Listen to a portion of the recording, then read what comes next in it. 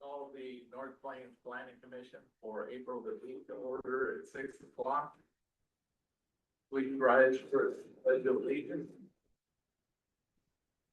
I pledge allegiance to the flag of the United States of America and to the republic for which it stands, one nation, under God, indivisible, with liberty and justice for all.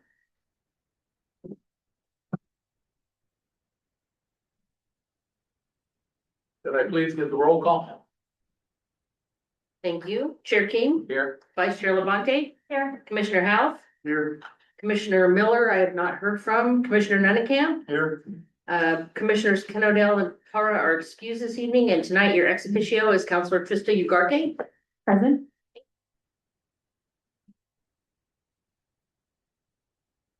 All right, item number 4 is public comments. For any comments on planning commission business, it's not on the agenda. That let the record show there's no one in the audience. Is there anyone on Zoom? Not on Zoom. Record show Commissioner Miller is now present. Don't trip. All right, we'll move on to item number 5, the approval of the minutes for March the 11th, 2026. There are any changes?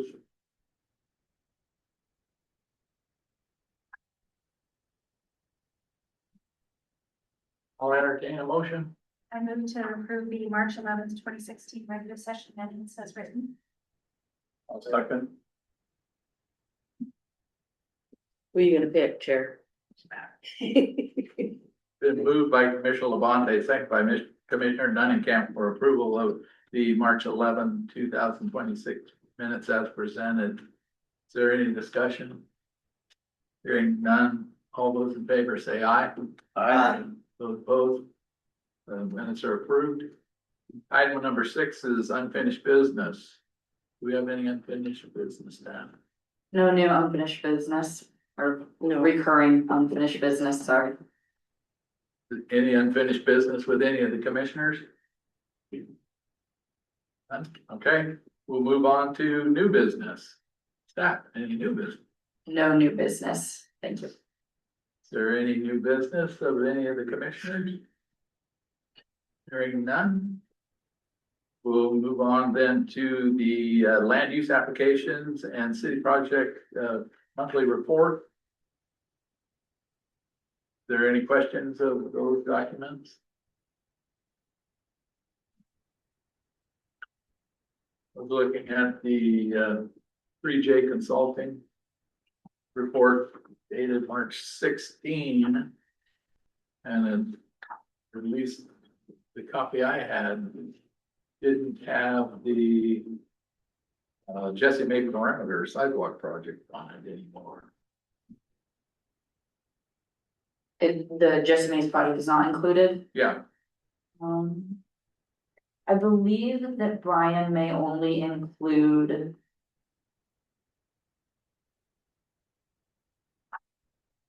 Actually, I'm not entirely sure what Brian's because it's logic for it's been not on including it. it on this report. Yeah, it's been on it every time before, so I just noticed that it wasn't on there. It may just be an oversight on his behalf. I will check in with him. Right. Any other comments, questions on those reports? Okay, next item then is item 9, the planning commission comments. We have the UGB PAC meeting update. We haven't had a PAC meeting, so do we know when the next one is planned for? I will elaborate under staff comments, but for now, we do not have a date certain for the next path. All right, great, thank you. Is there any other planning commission comments? Commissioner? I've been getting bombarded again with solar sales and questioning where their badges are. You need to contact me, because otherwise I don't know that it's happening. So he told me he wasn't willing to spend the money to get a permit, and I said, well, I'm not willing to listen to you. Then if that happens, then you need to call non-emergency and they will send an officer out and he will direct him to come to me, or he will direct him to leave the city. Simple as that. Any other comments from the planning commission? Hearing none. Item 10 is city council comments. Okay, so welcome Councilor Ugara. Garkey. Ugara. Thank you. I did finally change my name to my married name, so Counselor Ugarte. Thank you. I think this might be a record, for the quickest meeting I've attended as ex officio. So we set the bar so high. This is Counselor Ugarte. Just a couple quick updates from City Council. We just recently held a work session to discuss potential URA building improvement incentive programs. So thinking through facade improvements, thinking through how to maintain current businesses we have. We had consensus as a council for staff to bring new programs to the URA for formal review in the future.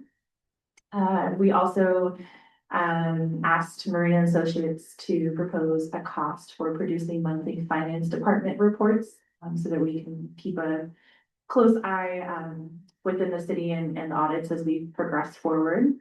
And I would share maybe the last update is that the city council upheld the decision to place a loading zone for downtown businesses on Commercial Street rather than 314. And with that, I am open for any questions or comments. Are there any questions or comments from any of the planning commission? I have a comment. On your, and I'm not picking on you because I'm picking on the city council. On the 16th of March workshop, you discussed the boards and commissions subcommittee update. This is what the workshop was about. And it seems like you spent about a half an hour talking about terms for the boards and commissions. And I just wondered, first of all, what's driving that? Is there something wrong with the boards and commissions that they need to consider terms? And yet the city council didn't even discuss terms for themselves. Great question. Again, I can't speak on behalf of my peers. I know as a general theme, the council currently is really focused on creating consistent processes and consistent rules and bylaws. I think, again, without speaking on behalf of my peers, I think that's really the intent behind that. I know during that particular work session, there was discussion about the value that not placing term limits, especially on commissions such as this body right here, how much value that can add to have tenure amongst a particular body. So I will absolutely take that feedback back to city council and review as well, because I know it's not a clear and concise for across the board, and sometimes it's not always the best fit. So thank you for providing that feedback. Well, I have a little additional too that you can take back, and I can only speak for the planning commission. And I can only go back so many years because the records for the planning commission only go back so many years. But in the last 4 years of the planning commission, at the complete cycle of the entire body of the planning commission, that's 7 positions. I went through all the different records for our minutes, and there were a total of 9 applications for 7 positions. One of those applications was withdrawn, so technically there was only 8. One was filling a commissioner position who was no longer qualified. So that means that 6 of them were incumbent, replacing their own positions, and only 1 person was not picked. And of course, as you know, city council selects anyway, so it's not like it's our decision. We make recommendations. So I would think that the city and the city council would be happy to have people volunteer for these positions. And I just think the idea of saying, oh, we're gonna limit it, it's like, hey, thanks a lot, you've already been here too long, so you. So I just be concerned, now other boards, they may be different, but just for the planning commission, it's rare to get people to sign up. And it's a thankless job, as you know. And so I just think it seems like a lot of energy that the city council doing to fix the problem that I don't think exists. At least that's my opinion. Well, thank you again for sharing that feedback, and I don't know why anyone wouldn't want to join this commission. We're only 10 minutes into a meeting that's almost over in an empty room, so. Not like Monday, right? The only thing that would make this meeting better would be some mints or snacks or something. Oh, no. But thank you again, but I will share that during my next council report as well with my peers, so thank you for sharing that. Maybe I'll just add to that, Go ahead. as sort of one of the newer members, like, one of the most valuable pieces from the other longer term members is their historical knowledge. And especially when we get to doing code updates, it's amazing that you are able to come forward and say, well, I remember 5 years ago when we were working on this thing, the reason we were doing it is this and this and this, and that is invaluable. And so it would be a shame to lose that kind of historical knowledge. Absolutely, and that was actually a topic of discussion during that particular meeting. Again, just, knowing the knowledge, and again, that tribal knowledge that does get passed down. Even as a resident, I moved here in 2014, and hearing, a previous council member share about a time when the city was almost cut in half by Highway 26 overchange, and those are the anecdotes that I feel like they do bring value, and especially in a board like this, when you are making such critical decisions, and there has to be a level of knowledge that most people, unless you're doing this for fun or for your job, don't necessarily have that innate knowledge. So 100% hear that. Thank you. The one other thing I'd add too is I know that there was discussion of rotation of the chair. And I heard that it was to make it a suggestion. And I just show a hand for how many people want to be the chair. I thought you were gonna ask how many. I don't even want to be the chair, so, but, so I don't know why I rotated. Just throwing it out there. Okay. No one's gonna be voluntold. I tried to get her to be a chair, and she almost threw me out. Okay, if there's no other city council comments. Hearing none, staff comments, please. Thank you, Chair. I have a few updates regarding some of the projects that we've been working on. Staff does intend to bring forward the zoning and development code update strategy that you all have been workshopping over the last couple months during the second city council meeting this month. We are still waiting on some final edits from Heather Austin at 3J, and we will be also putting together in conjunction with 3J an updated legislative tracker to keep track of all of these new bills that are coming out of the state legislature. We did just have a short session which generated some new bills. A lot of those from the last 2 years will take effect anywhere between June and December of this year. So being on top of those is going to be very important for staff. As well as next year's long session is expected to generate quite a batch of new bills affecting the land use planning system. So look forward to more on that date later this month. As mentioned by Councilor Ugarte, we did present to City Council on Monday about the history of the North Plains Food Bank land use application and code enforcement that's been going on, as well as the effort between planning and public works to establish a downtown loading zone on Northwest Commercial Street, east of 314th Avenue. Concept planning is still underway. I know there hasn't been a bounty of updates for this body or for TAC members. We will be having the first TAC Technical Advisory Committee on meeting on Friday, where we will bring together a number of representatives from agencies who specialize in transportation, different utilities and service providers for North Plains to meet and discuss some of the draft project materials and then do a site tour of various sites throughout the region that we are using as inspiration for the urban form that would develop in the potential UGB expansion areas.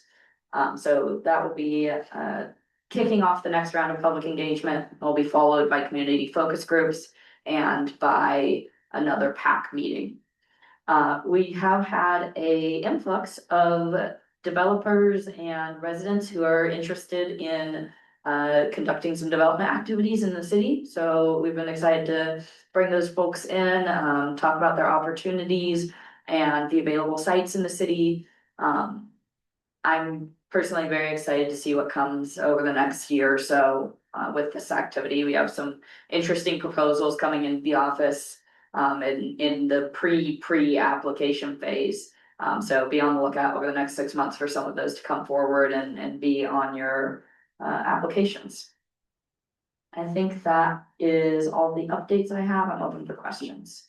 So as far as the PAC, you still don't have a date that they're proposing, it's just waiting for the TAC meets and then figure it out from there. Yes, we're waiting to complete the TAC meeting and for city staff to get a finished draft memo 3. Most likely the PAC meeting will be either late April or early May. It'll be about 3-ish weeks. So is the TAC meeting open to the public or not? The TAC meeting as a staff level meeting, won't be public. Okay. Any question? Go ahead, Commissioner Lamont. In your discussions with people about potential development, was the I'm sorry, I don't remember the address, the old insurance building on Glencoe Road. They've been reciting it, they tore down all those trees. Miss Andy McNabb and the Allstate building. Yes. Yes. I haven't heard from Miss McNabb in a few months now. I know that she had some general interest in looking at options for her property, but I haven't heard from her recently. Just curious, since they were cleaning it up. So do we have approval then to move forward with our code updates? Where are we at finance wise and stuff? So we'll be bringing that forward to city council at the second At the same meeting, time. which is not next week, but the week after. Okay, all right. The 20th, right? 20th. And one final question, on the Glencoe opportunity side, are they done with that, or what's the So status? the Glencoe Opportunity area, we've been conducting debris cleanup and brush cleanup. The next step is going to be disassembly of the barn on that property. And then it will be structure demo and tree removal. And then we are still waiting for action from the EPA to finalize our grant. And once that is done, we're looking at about 1.5 to 2 years to complete all of that grant before we can begin development activity on the property. But it doesn't, the soil contaminant's only on the back half of the property, why couldn't? The soil contamination is the entire property must be scraped and hauled off. Oh, I guess I've heard it was back in the orchard, the old orchard. That's not the case. The entire, so for the grant that we received, it's to remove, I believe it's almost 1,000 tons of soil, which equates to the 5 acres, 12 inches deep. Remove that soil and haul it to Hillsborough landfill for proper disposal. Has anyone considered Kemmerview and all the contaminated soil under those houses? I believe that we have done all of the necessary testing. That when we scrape the soils, everything will be removed. No, I understand that, but there's a subdivision behind there that was the major part of the orchard where probably contaminations were, and now there's that's house a problem. division. So I'm just surprised that we got a problem with our 5 acres, but the houses don't have a problem with contaminated soil. I'm not sure exactly how they went about their development, but Yeah, I'm confused, because I actually had a discussion with Bill once, and the site, the gas station portion on the front, on the southwest corner, didn't have any contaminant on it, so they were talking about possibly developing early, phasing it, so I'm surprised it has to be scraped. Yeah, I don't have the exact details from the environmental assessment, but I can tell you that the conclusion was that we do need to scrape between 6 to 12 inches of soil across the entirety of the site.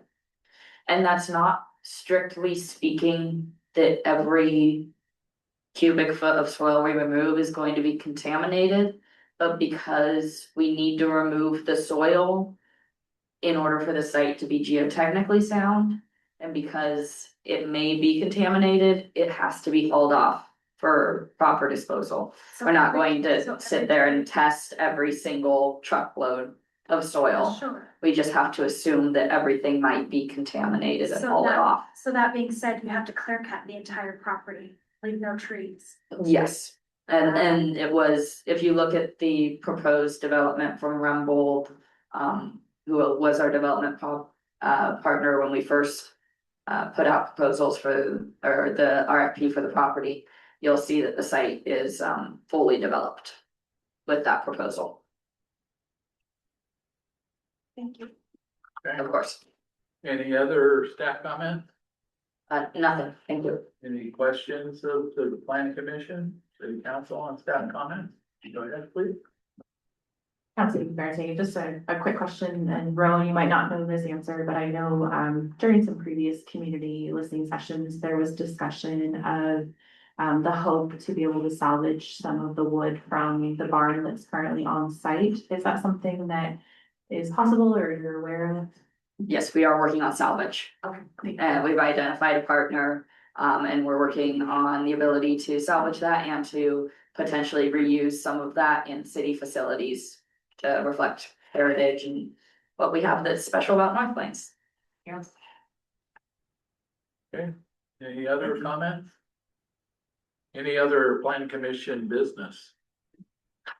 Okay, a reminder that our next regular meeting is May 13th at 6 o'clock. We don't have any work schedule, I'm assuming, at this time.